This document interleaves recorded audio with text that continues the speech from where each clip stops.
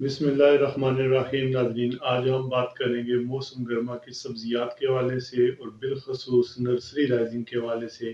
तो इस हवाले से मैं आपसे बात करूंगा कि सब्जियों की जो नर्सरी है उसको किस तरह तैयार करना चाहिए और उसका क्या फ़ायदा है। तो सबसे इम्पोर्टेंट जो चीज़ होती है वो बीज का उगाव होता है। जब आप नर्सरी में बीज को सो करते हैं तो उस बीज का उगाव जो होता है वो ज़्यादा होता है, पौधे जल्दी बड़े होते हैं और बीज के लिए जो जगह है वो बहुत कम इस्तेमाल कर होती है। इसी तरह लेबर बहुत कम इस्तेमाल होती है। पौधों जो है उनकी बढ़ोतरी या उनकी जो निगहदाश्त होती है वो बेहतरीन होती है और जड़ी-बूटियों का भी कंट्रोल होता है, डिज़ीज़ भी कंट्रोल हो जाती हैं और पौधों में एक यकसानियत होती है। जब एक यकसां साइज़ के पौधे आप फील्ड में ट्रांसप्लांट करेंगे तो फिर जो क्रॉप होगी वो भी एक यकसां साइज़ की तैयार होगी।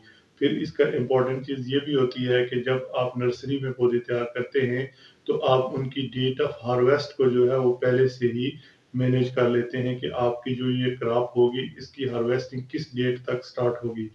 तो ये तमाम फ़वाइद होते हैं नर्सरी को तैयार करने के। आज हम बात करेंगे कि मौसम गर्मा की सब्जियात बिलखसूस करेला, टिंडा, कद्दू जो क्रॉप्स हैं इनकी नर्सरी किस तरह तैयार करनी है, क्योंकि ये ऐसी सब्जियां हैं जिनको हम पहले नर्सरी में तैयार करते हैं और नर्सरी में तैयार करने के बाद हम इनको ट्रांसप्लांट करते हैं फील्ड में। तो इस हवाले से मैं आपसे बात करूंगा कि जब आपने नर्सरी तैयार करनी है तो 3 चीज़ों का आपने बहुत ख्याल रखना है। उसमें सबसे इम्पोर्टेंट जो चीज़ होती है वो लोकेशन होती है। ऐसी जगह का इंतखाब करें जहाँ पे सनलाइट जो सूरज की रोशनी है वो बेहतरीन पड़ती हो और वो घर के करीब हो ताकि आप उसको बेहतरीन टाइम दे सकें और मैनेज कर सकें अपनी नर्सरी को। और तीसरी इम्पोर्टेंट चीज़ ये है कि वो जो जगह हो, जो नर्सरी जहाँ पे आपने ग्रो करनी है, वो महफूज़ जगह हो, फेंस्ड हो, जानवरों से भी महफूज़ हो और तेज़ हवाएँ जो आती हैं या जो मौसमी आफ़ात होती हैं, उनसे भी महफूज़ हो। तो आपने ऐसी लोकेशन को सिलेक्ट करना है। उसके बाद आ जाता है पानी। तो पानी के लिए आपने ये चीज़ मद्देनज़र रखनी है कि नर्सरी ऐसी जगह पे होनी चाहिए आपकी, जहाँ पे पानी की दस्तयाबी जो है, वो बगैर किसी तात्तुल के दस्तयाब हो और जो पानी है, वो भी बेहतरीन क्वालिटी का हो और हमा वक़्त दस्तयाब हो। नेक्स्ट जो चीज़ होती है, वो जो सॉइल होती है, वो इम्पोर्टेंट होती है। नर्सरी आपने ऐसी जगह पे बनानी है जहाँ पे फर्टाइल सॉइल जो हो वो दस्तयाब हो।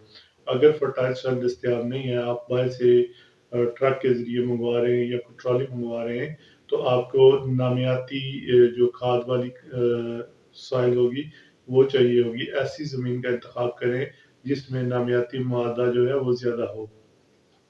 इसके अलावा जो सॉइल आप इस्तेमाल करेंगे नर्सरी में, उसका जो टेक्सचर है, उसकी जो साख्त है, वो बेहतरीन और मुलायम होनी चाहिए। कोर्स सॉइल या बहुत जो चिकनी सॉइल है, भारी सॉइल है, वो नहीं होनी चाहिए। तीसरी इम्पोर्टेंट चीज़ जो आपने वो मद्देनज़र रखनी है कि जो सॉइल आप इस्तेमाल करेंगे, आप उसको स्टेरिलाइज़ भी कर सकते हैं, बाय सोलर स्टेरिलाइज़ कर सकते हैं, बाय स्टीम स्टेरिलाइज़ कर सकते हैं या फिर आप और इसके साथ ही आपने ये करना है कि उसको न्यूट्रिएंट रिच सॉइल बनाना है ताकि जो सीडलिंग आप ग्रो कर रहे हैं वो बेहतरीन तरीके से एक पौधा बन सके और आगे वो फील्ड में जाने के लिए जो है वो तैयार हो सके। तो ये चीज़ें आपने मद्देनज़र रखनी है। नर्सरी का जो बिज़नेस है वेजिटेबल फार्मिंग में वो एक बुनियादी जुज़ है। अगर नर्सरी आपने बेहतरीन मैनेज कर ली है तो आप अपने फार्म को बेहतरीन मैनेज कर सकते हैं या आप अपनी सब्जियां जो है वो बेहतरीन तरीके से उगा सकते हैं। इसका एक ये भी फ़ायदा होता है कि अगर आप किसी गांव में रहते हैं या किसी शहर के करीब रहते हैं तो वहां पे आप अपना एक नर्सरी का छोटा सा बिजनेस डेवलप कर सकते हैं और उस बिजनेस से आप जो है वो अपने लोकल कम्युनिटी को जो है वो फ़ायदा पहुंचा सकते हैं। ये एक बहुत ज़रूरी और इस वक्त माशरे की जो डिमांड है, हमारी कम्युनिटी की जो डिमांड है, वो वेजिटेबल नर्सरी का क़याम है। तो मेरी आपसे रिक्वेस्ट है कि आप भी अपने इर्द-गिर्द अगर आप ऐसा माहौल समझते हैं, तो आप एक छोटी-सी नर्सरी को है जो वो डेवलप करें। इसके साथ ही अभी हम बात करेंगे कि बीज का सो किस तरह करना है, ये नर्सरी में बीज जो उगाए जाते हैं, वो किस तरह उगाने हैं।